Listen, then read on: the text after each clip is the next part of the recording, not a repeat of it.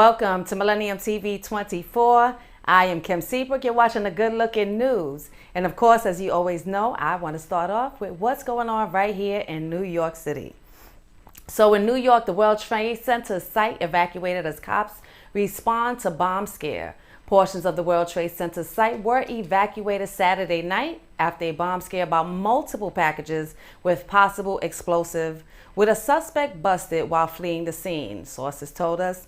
And the suspect was allegedly seen live dropping the suspicious packages near the Oculus at the Lower Manhattan site and was nabbed by Port Authority cops after a chase. And according to sources, the man may have been an emotionally disturbed person. And the packages may include boxes of clothing, although police have not confirmed that just as of yet. Bomb squad members converged near Liberty and Church Streets, with the areas evacuated around 7:30 p.m. And cops also received several calls regarding the suspicious packages, with police setting up a staging area and evacuating the Westfield shops and the Oculus. And the sources have stated that the suspect has not yet been identified and police have not confirmed the explosive. The bomb squad remains at the scene and they will keep us updated as to what's going on. Next, woman who leapt to her death from New York City high-rise with her dog. The woman who jumped to her death from her Manhattan high-rise with her dog in hand has been identified as Linda Holston, a recent transplant to the Big Apple. Holston, 60, moved to Manhattan in 2017 from New Mexico, where she acted in community theater. In New York, she studied acting at the William Esper Studio, completing the program in 2019, according to an online profile on Backstage.com. The profile described her as being 5 feet tall with brown hair and blue eyes, and she graduated from the Pacific Conservatory of the Performing Arts in California in 1981. A photo of Holston on the site shows her smiling broadly and holding a small dog with a yellow ribbon around its neck. A receptionist at Pure Paws Veterinary Care on East 42nd Street said Holston brought her dog to the practice for regular care. The pooch was a rat terrier named Jake, who was 16 and a half years old. Holston jumped with her dog from the roof of the 46-story luxury rental building on 10th Avenue in Hell's Kitchen just Friday afternoon. She left a note that talked about stress, and bottles of medication were found in her apartment, police has told us. She was so sweet, said a building resident and fellow dog owner who teared up after hearing Holston was the suicide victim. Holston, who was raised in California, seemed to embrace life in New York. She posted photos to Facebook taking in plays and a Yankee game. Her page had checked in at the Central Park Zoo, New York Botanical Garden, and the Hudson Yards. She also posted a video of deserted streets in March 2020 after COVID-19 lockdown began. One friend advised her to stay safe as you were in a hotspot. Holston has 2 acting roles listed on IMDb, one in a short film called Larry, Larissa, Linda, and one in a TV show titled Conversations in Apartment 3A. She appeared in an off-Broadway play called The Accidental Awakening in 2019. That was according to her Facebook.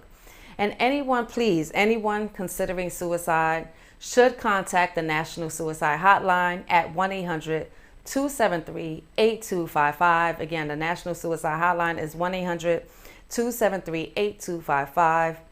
And I do want to talk about that. Yesterday, we were at an event in the Bronx, New York with Easy Living Shelter, and they had a suicide awareness event, which was super amazing, brought the community together. So if you feel like you're going through something, please reach out to somebody and don't be afraid to talk about it because you're not alone. But next, we will move on into the next story.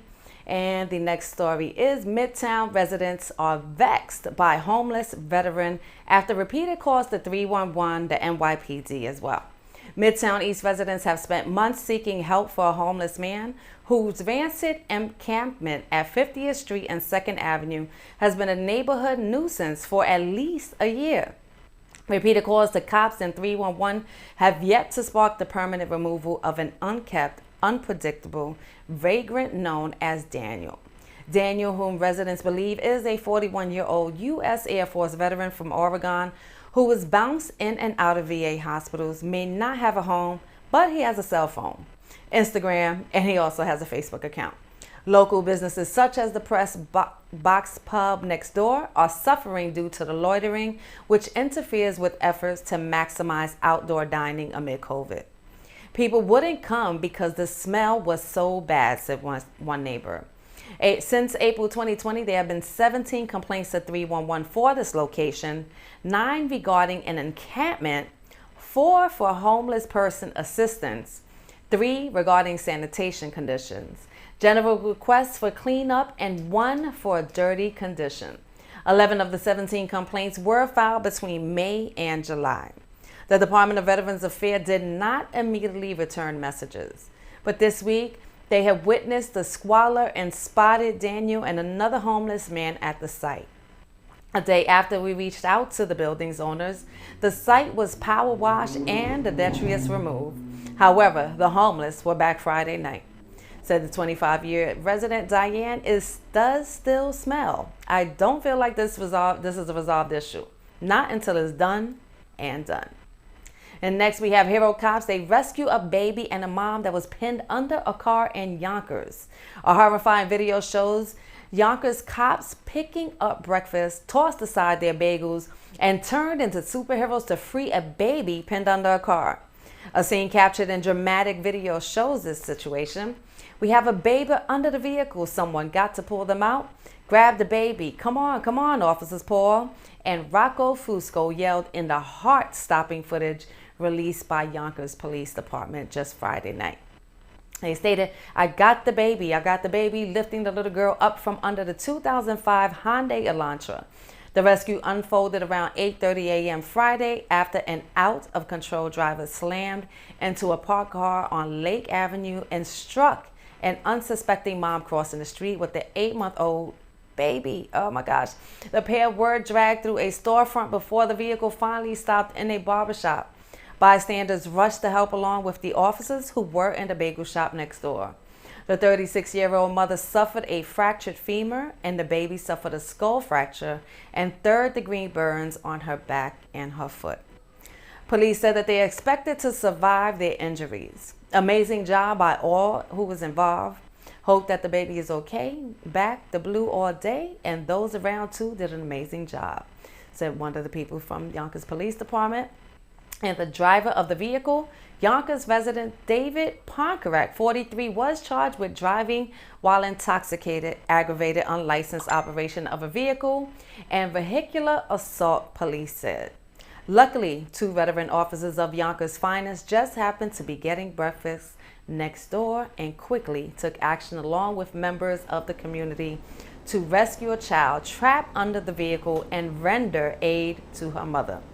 The actions taken are nothing short of heroic. Salute to Yonkers, the community, and the police. Thank you for that.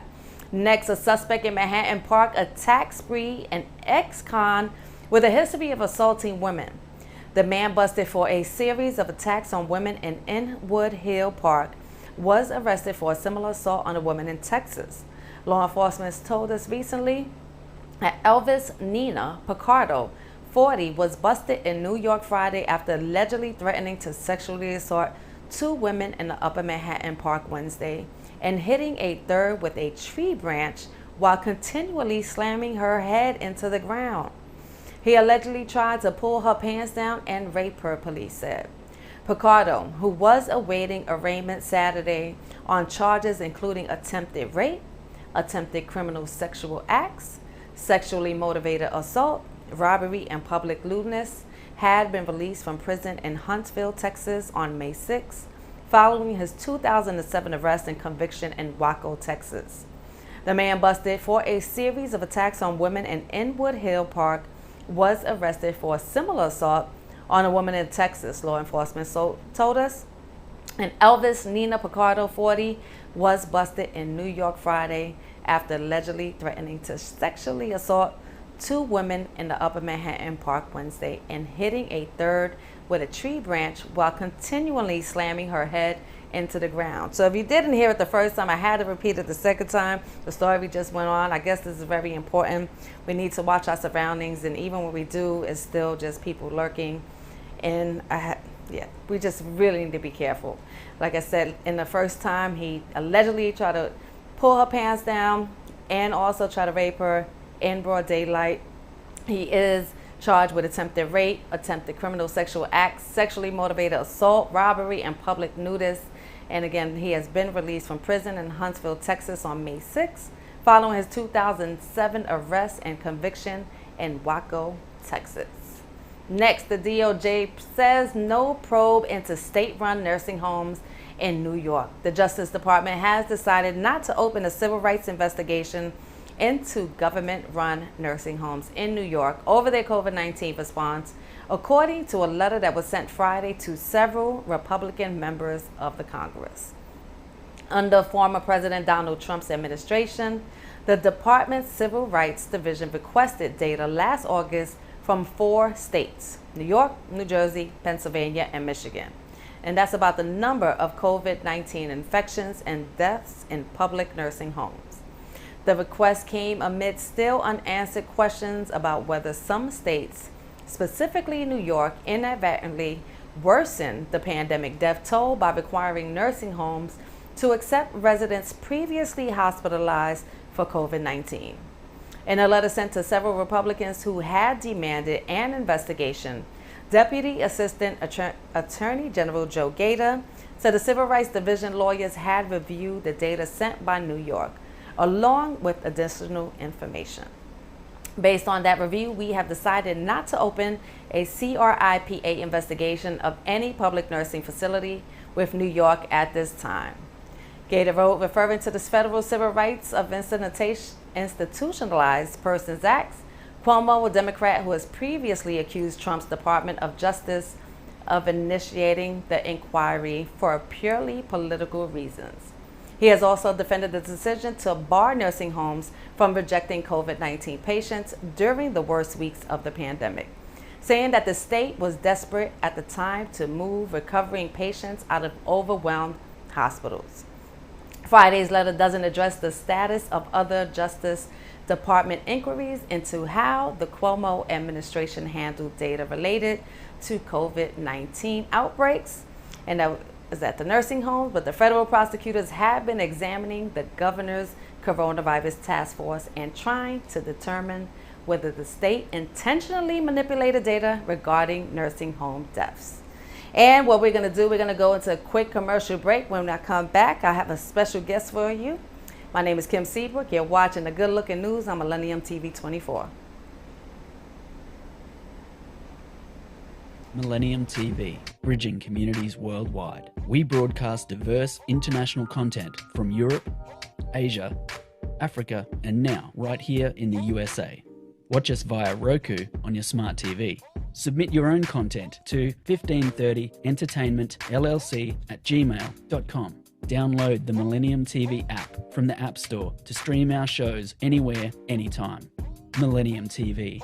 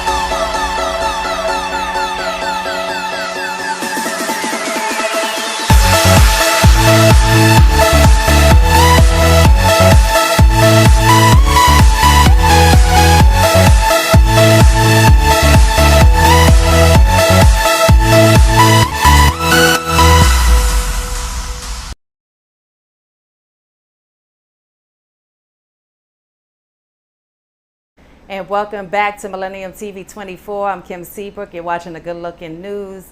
And in this segment, we have a special guest by the name of MC Heaven. Her real name is Sharia Perry, and I wanted to bring her on to discuss a few things. I know a lot of people have lost so many family members during the COVID-19, or due to COVID-19, excuse me.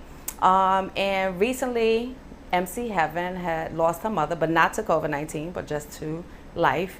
Hey, MC Heaven, how are you today? Hey, good afternoon. GoodLook, Seabrook. I'm fine and so excited to be your guest for today on Sunday. Yes, yes, this beautiful Sunday. And as always, it's a pleasure to share space with you and your bright energy. We thank you for, sharing this day with us. Yeah. So MC Heaven is a rap artist, a gospel rap artist. She is a mother. She is a wife. She is a daughter. She is so many things, active out there in the community. But Heaven, I brought you on the show so that we can discuss a little bit on how to keep the joy, also how not to feel guilty about losing a loved one, because maybe sometimes you think that you can do more, you should have done more, you should have done this, but what if I did this?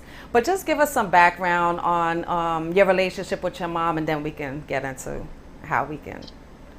Oh, oh, thankful for this time, and thank you. I didn't know all of this stuff was going on in Texas, and it could be any one of our kids. So I'm just grateful to be here on Millennium News and for all that you guys bring and all that you do. And losing someone is incredibly hard. Even though I'm a woman of faith, and I know without a doubt that she's with the Lord, it is still so harmful, hurtful to me. Our relationship was a bit rocky. My mother loved me so much. I'm her only child, her only daughter, her only child. And she raised me, she babied me, she cared for me. A loving family, two-parent home, my mother and father, but it didn't work out. My mother and father never divorced, but they actually remained friends, up until her death. My dad was very supportive. She used to do my hair in this style, called the rich girl style. We lived in New Jersey, came back to the Bronx. She suffered mental illness, had a nervous breakdown, but the Lord had me be with her mother, my father's sisters, so my aunts, uncles, grandparents actually raised me. My mother came back into my life, and I was diligently, active and being a caregiver for her. She loved to model. She wanted to be a Barbizon model. Barbizon. Have memories of going to Barbizon. I remember Barbizon. Yes. Yeah. She gave all my friends lipstick. She loved to wear pink lipstick. She would give all my friends lipstick. She wanted to model. She took me to the YMCA when I was little. She was very active, Jacqueline, very active. She loved to dance. She loved fashion. Just a wonderful, wonderful woman, strong woman, a fighter. Like everyone was yes, saying, she was. Yes, she was. I had the honor of meeting her. So yes, I'm thankful for that. She was definitely a strong woman. Yes, and I'm so glad that she got to meet you. And I don't know if you remember, I would say, Kim, I would love for you to be, my mom, for you to do some of your mentorship with her. I had mentioned that, I think, 2 years ago. So I was excited for that. And she got sick, not COVID related. I'm glad she wasn't here because she's so social and active. She definitely, probably would have got COVID out here because she didn't care. But, she got sick, and I had to place her in hospital and for her to receive nursing home care. I got the news that she passed away over New Year's weekend, and my regret and my guilt, as you said, which I have to fight every day, was why didn't I take her out that Thursday, New Year's Eve weekend? But she had to actually get reacclimated to get services so I can prepare for her to bring her back home for me. So I was in the process of working with the social workers, dietitian, different departments to get these services to bring her back home because she was home with me prior to going in. Right. And I called Monday morning, January 4th on my birthday, that she passed away. Yes, she transitioned. That you shared about not investigating with the nursing homes, that touched me a lot because I believe that, and I know I can't get thoroughly into it and I won't, but I believe that nursing home care, because of COVID, a lot of services was restricted, shortness of staff, monitoring, just a whole lot of different things came into play. Absolutely. And when I received that news, it was just so devastating to me because she was released from the hospital and just sent to get rehabilitative care to work on her plan to bring her home to me the following week. So that was just very hurtful. Right. And I know that it's tough to talk about it, and I thank you for being open and wanting to, and just, I think it's good to just let it out and be an out, also be a voice for someone else who may be going through this. Do all of this. Again, you have how many children? Four children, right? Is it four of them? One, two, three. For Four children. children. You have a husband. On top of that, you're in a musical, you're doing other things for the community, and you're PTA.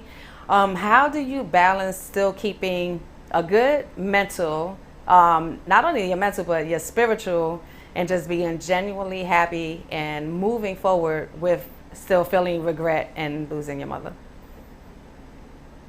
Great question. Well, my mother was always happy regardless of what she went through. And I believe that really passed down to me because any sad situation, growing up as an only child, my imagination was huge and vast. And I just keep that. I said she loved to see me enjoy myself, get dressed up, do the gospel ministry, sing at the church, and do all of these things. She loved her grandkids. She had the chance to experience and enjoy all of us being back home before she passed. So I just keep her memory, that joy, everything that I love to do, that I'm healthy enough to do it, and just love everything moment by moment. It definitely stopped me from rushing through the times, especially the pandemic, through rushing through times and days and different things. And it just kept me settled. It keeps me settled. And just knowing that she had a good life, I did the best that I can. And the regret I work with every day. And I said, you know what? It was going to happen whether I did this or whether I did not do this. So that's what keeps me, knowing that I did my best, knowing that she was happy, and knowing that everything right now is fine in this moment. So, what do you give? What advice would you give to someone who's lost? Because so many people lost so many family members. This past year, it has been traumatic on a lot of people. So, what advice would you give somebody? I would say to keep being the person that you know you are. Be truthful to yourself. Honor the memory of your loved one that's not here anymore. Keep those memories. Like I come on the porch and I say, I just feel her presence because she loved to smoke cigarettes on the porch. So I keep her presence and I say, you know, Ma, I know you're here. You're smiling on me. You're pleased. And I just keep all of those happy thoughts and those memories. So that's what I would encourage someone to do. Don't beat up on yourself. Know that you did your best. Know that everything happens in God's time. I don't like to hear my mom is in a better place when people tell me I was going to mention that, yes. Because we do know that. We do know that, that there is this other life and where our spirit is supposed to be. And go ahead, talk about it, because I know that everybody kept saying she's in a better place, she's in a better place, instead of trying to console you and seeing if you're okay and what could we do to make you happier, right?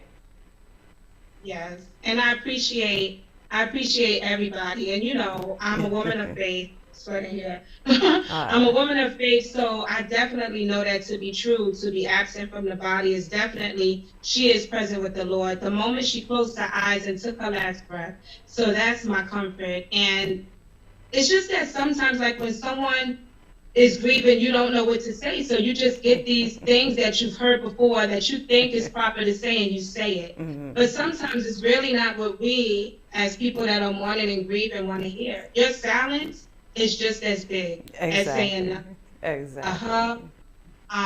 You're human, like you human. You call me, you text me, you send so much love, and I'm thankful to you and everybody that did that, trying to be there for me. Just not saying nothing sometimes, just giving a little text, emoji, a heart. Just your love, your love and your compassion. Absolutely. Is being appreciated at a time when you have lost someone.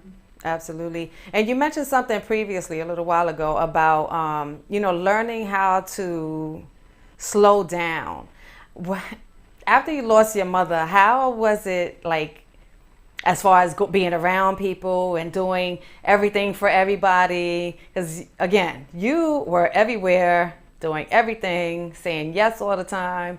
How did you change that? How did you give time for yourself? Because a lot of people don't know how to say no. So how would you give some advice on that too? Well, before this, years ago, I had to learn to say no.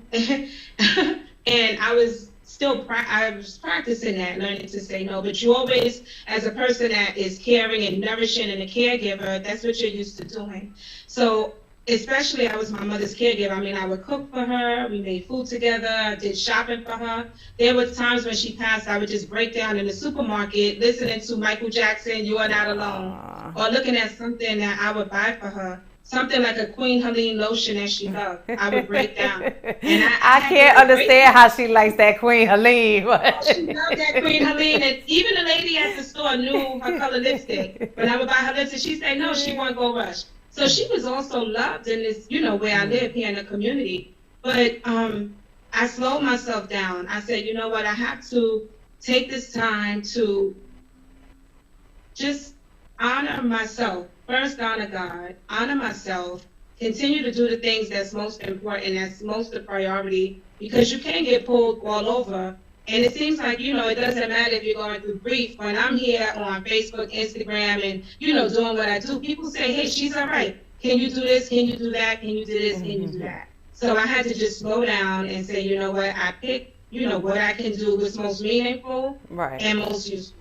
Right. Conversation, like you said, being around people, it takes energy and it takes time. So I said nothing is worth my energy and my time more than God, and my family. So that's the most important factors. Absolutely. Yes. You definitely have to learn how to say no. You have to, your time for yourself. And again, that's whether you're grieving or not, because you just need that time for yourself, because it can be overwhelming with the requests and I need this, I need that, but never once, what do you need, right? That's like the real question. Like, are you okay?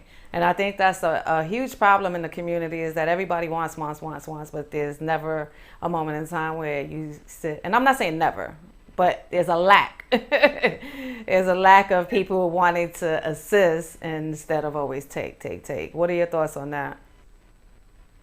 Yeah, absolutely. You're right. And if we allow it, they're going to do it, because we have to set the boundaries. Exactly. So when I said, you know what, is this meaningful? Is this useful? Is this going to bring me joy? Am I going to actually really help somebody by dedicating the time? I think of so much more before I just say yes now. And that's been, it's been just such a breath of fresh air, rejuvenating and more peaceful. Being able to say, I cannot do this right now. If I can, I will. And then I just measure the weight and the cost of it all. Yeah, and it just means, like you said, it just means much more when you take your time out and pick and choose. You know what I'm saying? Instead of, just as I want to be here, I want to be there, I want to do this, I want to do that. And also to keep your mind busy. But sometimes, again, you need to not just be everywhere, because there's so many different energies around you, and you need to be leery of that and pay attention to that. So definitely, say no. It's not a problem with saying no. Yeah. How the kids handling? Without an excuse. Right. I can say no, and I don't have to say why I'm saying no. Yes, exactly. Right. And if the people know how genuine you are, and they understand your no is no. Mm-hmm. Absolutely. And how the kids holding up? They're all different, but they're all doing well. They all say they miss her. I think my son little Jasper, he didn't sleep in his room for a few days, but it was so profound. When Janella graduated, I was crying in the kitchen. He said, "Ma, is something in your eye, or are you crying?" And usually I try to cover it up, and I said, I have to be honest with him. I said, I miss Nana. I wish she was here for the graduation. He said, well, she got the best seat. She could see from heaven. And all I could do is hug him. I hugged him. I kept crying. But he thinks, they all think so differently. But they're holding up well. And I'm just thankful for that. I'm thankful that they're holding up. They definitely miss her, because there's so many memories that they have of her too. But they're all doing well. So I'm thankful for that. Yes. Well, you have a great support system. Your husband, your kids. All of you are always together, always doing things.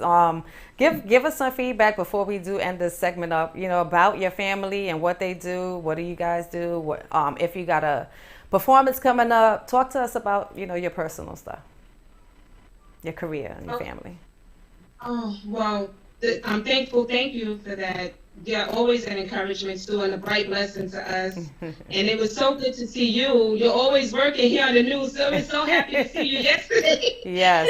at the suicide awareness event. A beautiful event. Shout out to Easy And your Living Shelter. and your Yes. beautiful, your awesome nephew, and how you're just such a great aunt and a friend all around. But my family, my husband, my daughters, they all is a singing family. My son loves to do art. He's an artist, Jasper Jr. He's amazing. My daughter Janella loves to sing and she loves to cook. She aspires to be a chef and a singer. My daughter Jazria is great all around with computer graphics, hair, music, just everything. She's self-taught in piano. Wow. She arranges their lyrics and their songs. My daughter Janaya is very laid back, but she's very frugal and financially conscious. And so we call her. We always gotta have one of those in the family. Yeah. Yeah. Yeah, she keeps everything in line. We call her the boss since she was little. Aww. And so they sing. They all have their different set of art crafts that they love, and they sing together as the Perry sisters. Sometimes we'll come together and sing together as the Perry family. My husband does the bass guitar. He teaches them the keyboard, and he's very musical. Yeah, man, Jasper. Yeah.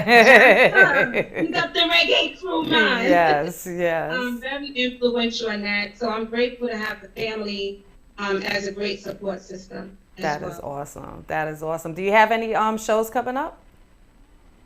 Yes. Well, I'm going to do something next Sunday. I have an event in Harlem celebrating a birthday celebration for a friend. And we are, Ghetto Chronicles, always thankful for you for that entry into that arena that I've always loved. Ghetto Chronicles is taking bookings for August and September. And just little things coming up here and there in the community, continuing to write, processing, getting some videos starting to come out, and getting more focused back into music. I stopped for a little bit after my mom passed, and I started to write and become more creative. That's awesome. You have a collab with an old school artist, if I'm not mistaken, don't you? What is his name? Come on. Yeah, Curtis Blow. Curtis Blow. Yes, that is a big thing. Please talk about that. I was thinking about that the other day. Curtis Blow, MC Heaven, has a song with Curtis Blow. Talk about that before we end this. Curtis Blow, the king is near. Shout out to Gospel Gabe, who was also at the event yesterday. He's a gospel rapper from Brooklyn. And he's been sending me, we have 2 songs together. So last summer he sent a song. He said, you want to write to this? And he sends me songs all the time. And this time I said, okay, you know what, I'm going to do it. And I didn't know who was going to be featured on the song. I did my verse. And he said, guess who's on this song? I was like, who? He said, Curtis Blow. I couldn't believe it. Yes. I couldn't believe it. And it's so amazing because summer before that, I met someone a lady, I was doing some business, and she said, what do you do? I said, gospel inspirational rap. I had a card. I gave her a card. She said, oh, my brother-in-law is Curtis Blow. Maybe you could do something. And I said, that's always been my prayer. And a year later, that's what happened. That's right. Yeah, so that's so amazing. Where can we find that song at? It's on YouTube, and it's on, I believe, Spotify. Gospel Gabe put it on all streaming platforms, matter of fact. Okay, all right. What's the name of the song? The King is Near. The King is Near with MC Heaven and Curtis Blow. You heard it here on Millennium. Gospel Gabe, yes, it's Gospel and Gospel Gabe. Okay, it's Gospel Gabe's song with MC Heaven and Curtis Blow. You heard it here on Millennium TV 24. So please make sure you listen to that song on Spotify. What is that? iTunes, I guess, all of that good stuff. Apple Music, right? Yeah, it should be all that good stuff. SoundCloud, yes.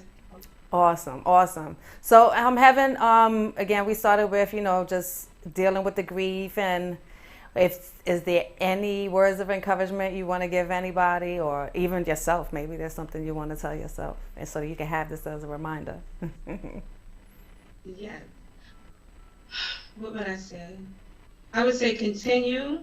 Take every day, moment by moment. Don't rush through life. Appreciate those, and we all know this. Appreciate those that you have in your life. Be there for other people as you can.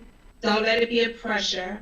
And continue whatever your faith is. My faith is in the Lord Jesus Christ. Keep your faith rooted, and that's really what keeps me going. I mean, I have a scripture for every situation. So I would say Psalm 121, I will lift up my eyes to the hills from where my help comes from. My help comes from the Lord, the maker of heaven and earth. And so when I know that God is always with me, and it's nothing that I go through that he doesn't see, and that he gets me through every situation, that's my hope and that's my joy. I don't want to cut you off, but we definitely have to go end this segment, Heaven. But okay. All right, because you talk forever. You know that, but I got to stop you. I love you, and I thank you so much for being on this station and sharing this time with us. Stay right there. We're going to go into a commercial break, and we'll see you next time. This is Kim Seabrook, Millennium TV 24. Good Looking News. We'll be right back.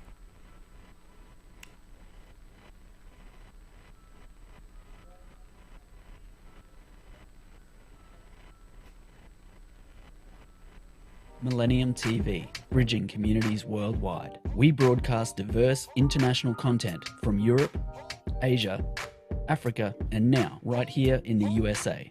Watch us via Roku on your smart TV. Submit your own content to 1530entertainmentllc@gmail.com. Download the Millennium TV app from the App Store to stream our shows anywhere, anytime. Millennium TV.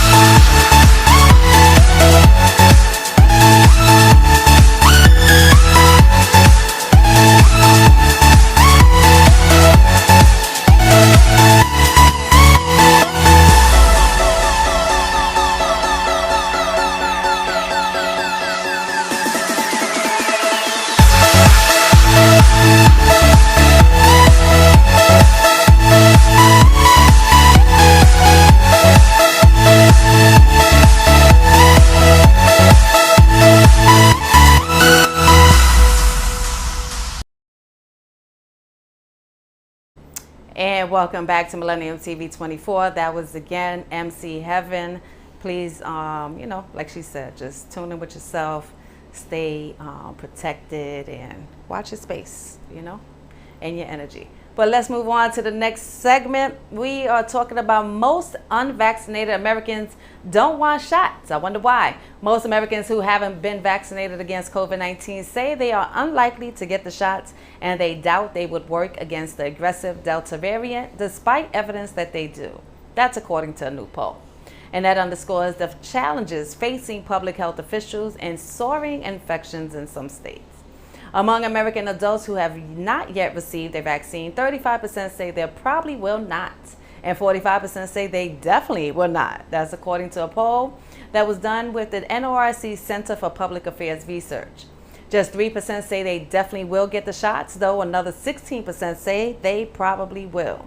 What's more, 64% of unvaccinated Americans have little to no confidence that the shots are effective against variants, including the Delta variant that officials say is responsible for 83% of new cases in the United States, despite evidence that they offer strong protection.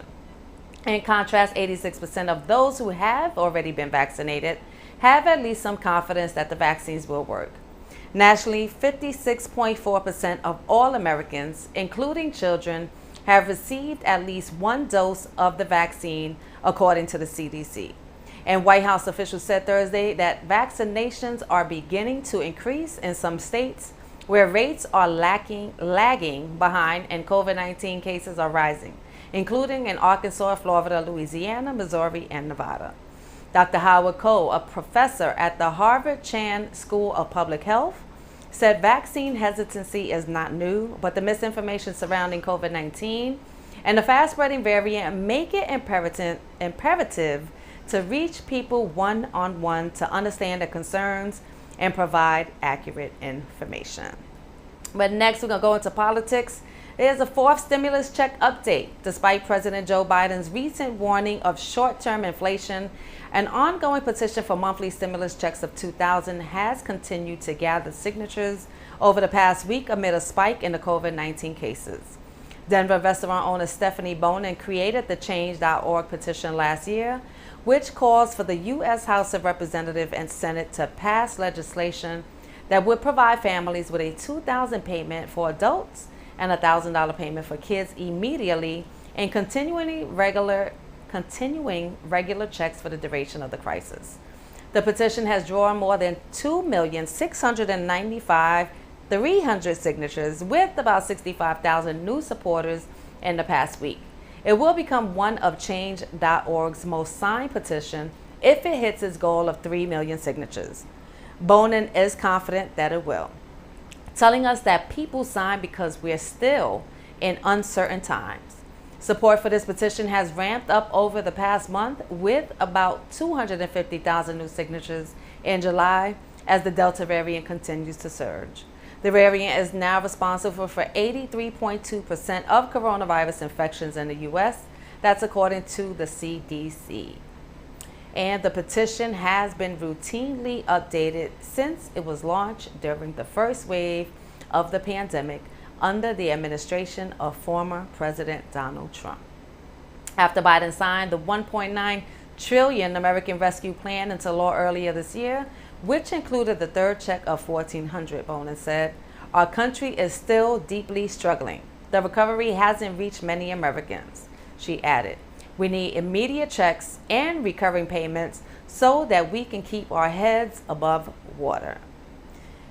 Governments and central banks around the world have injected record amounts of money into their economies to confront the recession set off by the pandemic, including the U.S., which has passed trillions of dollars in stimulus funding. Well, go to change.org and sign that petition. Let's get that money. Again, this is, there's a lot of things going on still. People are scared to go on trains. People are still scared to go back to work. There is a lot of people still facing eviction. So sign that petition. Trump escalates voter fraud claims after Arizona SOS urges him to accept the loss. Former President Donald Trump escalated his baseless voter fraud claims in Phoenix on Saturday, saying that the Democrats can win any elections without cheating, after Arizona Secretary of State Katie Hobbs urged the Republican to get over his 2020 election loss. Hobbs, a Democrat, encouraged Trump to take your loss, accept it, and move on. Friday night, a day before the former president spoke at the rally of Save Our Elections event organized by Turning Point Action, which is a conservative group. Nothing that's going on here is going to change the outcome. And really, this is nothing more than being a sore loser. As the state Senate continues a month-long audit of the ballots in Maricopa County, Trump opened his speech at the rally by claiming there's no way Democrats win elections without cheating. If I lost the election, I'm okay with it. Seriously, he said. I'll start building buildings. I'll keep myself busy, but they stole it from us. The former president continued to push his voter fraud conspiracy theory throughout the address, thanking Republicans who have indicated support for his effort to overturn the election and condemning those who have fought against it, including former Vice President Mike Pence. Trump also repeated several specific allegations that were rejected by courts in dozens of failed lawsuits seeking to overturn President Joe Biden's win. Among them, that 74,000 mail-in ballots were counted with no clear record of them being sent, a claim that Maricopa County elections officials have dismissed as misinformation. On January 6, a mob of pro-Trump supporters attacked the U.S. Capitol following a rally in which Trump pushed baseless voter fraud claims. Some Republicans, including Senator Minority Leader Mitch McConnell, broke from Trump following the insurrection, but others have sought to align with the former president in an effort to capture his loyal base. Next, in China, Tencent, a order to end exclusive music contracts. Internet giant Tencent was ordered by regulators to end exclusive contracts with music copyright holders, adding to increased enforcement of anti-monopoly and other rules as Beijing tightens control over booming online industries. Tencent controls more than 80% of exclusive music library resources. It's said that it gives Tencent the ability to get better terms than competitors receive or to limit the ability of rivals to enter the market. Tencent Holdings Ltd, best known abroad for its WeChat messaging service, has a sprawling business empire that includes games, music, and video. It is among the world's 10 most valuable publicly traded companies with a stock market value of $680 billion. And in order to restart the market competition, Tencent must end exclusive music copyright contracts within 30 days, the market regulator stated in a statement recently. And the company is barred from requiring providers to give better terms than competitors receive.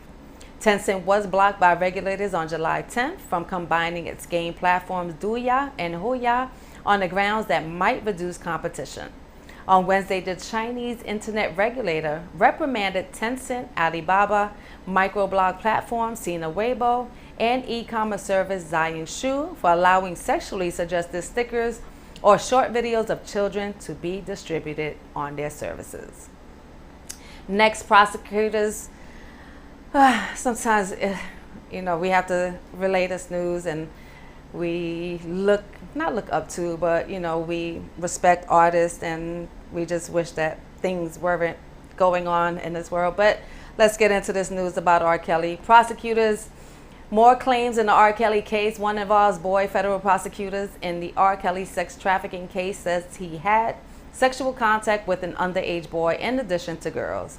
And the government wants jurors in his upcoming sex trafficking trial to hear those claims. Prosecutors aired a wide-ranging raft of additional allegations, but not any new charges against the R&B star in the court filing Friday.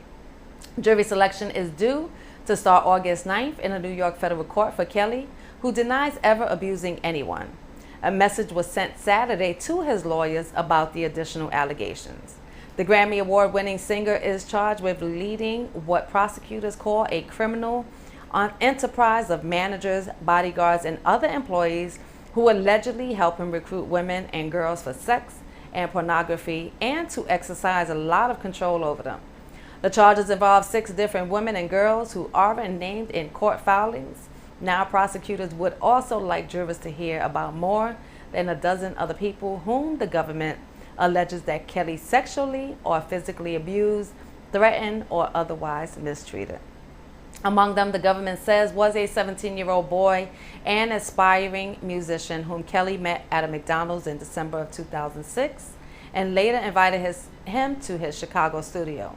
After asking the boy what would he do to make it in the music business, Kelly propositioned and had sexual contact with him while he was still underage. That's according to the prosecutor's court filing. And when Kelly was about to go on trial on child pornography charges in Chicago in 2008, the same youth told the singer he had access to a juror, and Kelly asked him to contact the juror and vouch he was a good guy. The filing doesn't say whether the youth did so. Kelly was acquitted in that case. And next and last but not least, family of James Brown settles 15-year battle over his estate. The family of entertainer James Brown has reached a settlement ending a 15-year battle over the late singer's estate. An attorney involved in the mediation said this past Friday. David Black, an attorney representing Brown's estate, confirmed to us that the agreement was reached on July 9th.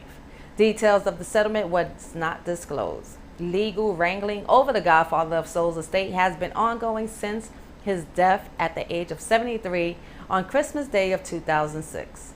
The performer's death touched off years of bizarre headlines, beginning with Tommy Ray Heine, a former partner who claimed to be Brown's wife, being locked out of his 60-acre estate while photographers captured her sobbing and shaking its iron gates, begging to be let in. Brown was renowned for his hundreds of iconic musical works, including hits like I Feel Good and A Man's World, and was known around the world for his flashy performances and dynamic stage presence. Yes, indeed. But years of drug problems and financial mismanagement caused his estate to dwindle. So last year, the South Carolina Supreme Court ruled that Heine had not been legally married to Brown and therefore did not have a right to his multi-million-dollar estate. Justices also ordered a circuit court to promptly proceed with the probate of Brown's estate in accordance with his estate plan, which outlined creation of a trust that would use his music royalties to fund educational expenses for children in South Carolina and Georgia. A 2009 settlement plan would have given nearly half of Brown estates to a charitable trust and accorded to Heine and the rest to be split amongst his adult children. The state Supreme Court overturned the deal in 2013, writing that the Attorney General Henry McMaster, now the state's governor, hadn't followed Brown's express wishes for most of his money to go to charity, having instead selected a professional manager who took control of Brown's assets from the estate's trustees to settle debts. Well, my name is Kim Seabrook. You have been watching a Good Look in News on Millennium TV 24. I thank you for tuning in. Make sure to watch us on Roku, Apple TV, Amazon Fire Stick. You can download the apps on your phones, whether you have an Android or iPhone, and your smart TVs, YouTube, Facebook Live, everywhere. Millennium TV 24. We appreciate you. We'll see you next time.